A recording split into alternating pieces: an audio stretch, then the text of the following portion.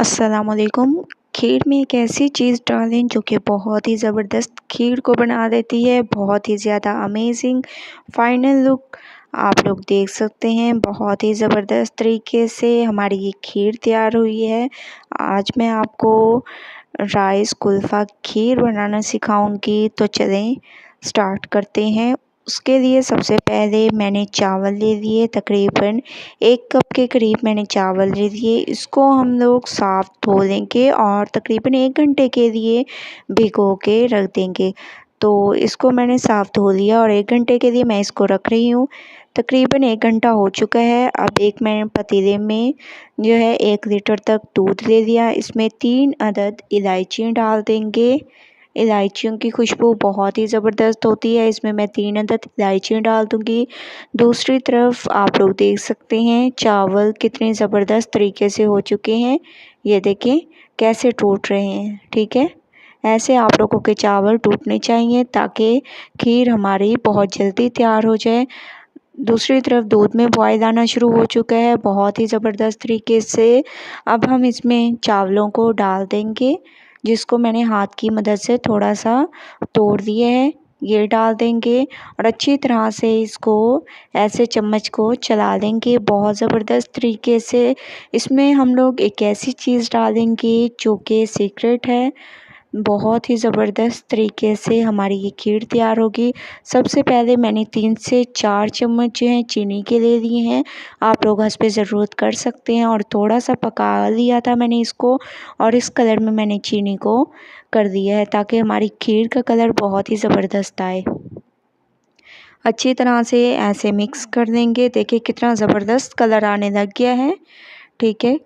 ये देखें कितना ज़बरदस्त कलर है। इसको थोड़ी देर पकने देते हैं, फिर नेक्स्ट स्टेप करते हैं।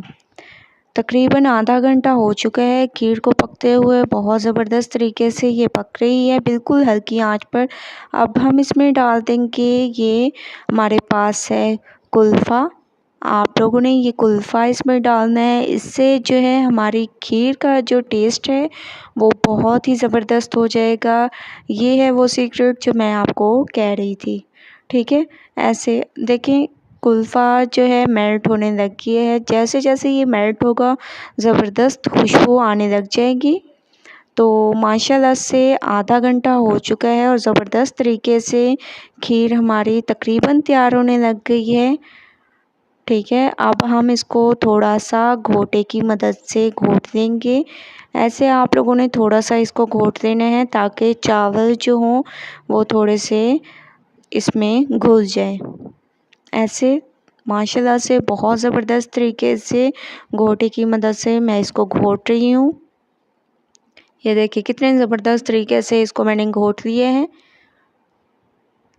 अब मैंने जो है इसमें हम लोग थोड़ा सा इसमें मैं नारियल भी डाल दूँगी, इससे इसकी खूबसूरती में इजाफ़ा होगा, ठीक है। थोड़ा सा इसमें नारियल डाल देंगे और थोड़ा सा मैं बचा लूँगी, वो लास्ट में हम लोग डालेंगे गार्निश के लिए। थोड़ा सा मैं इसमें डाल रही हूँ ऐसे, ठीक है।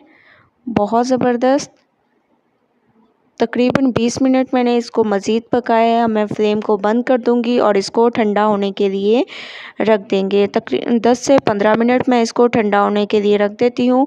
उसके बाद चलते हैं इसकी फ़ाइनल लुक की तरफ।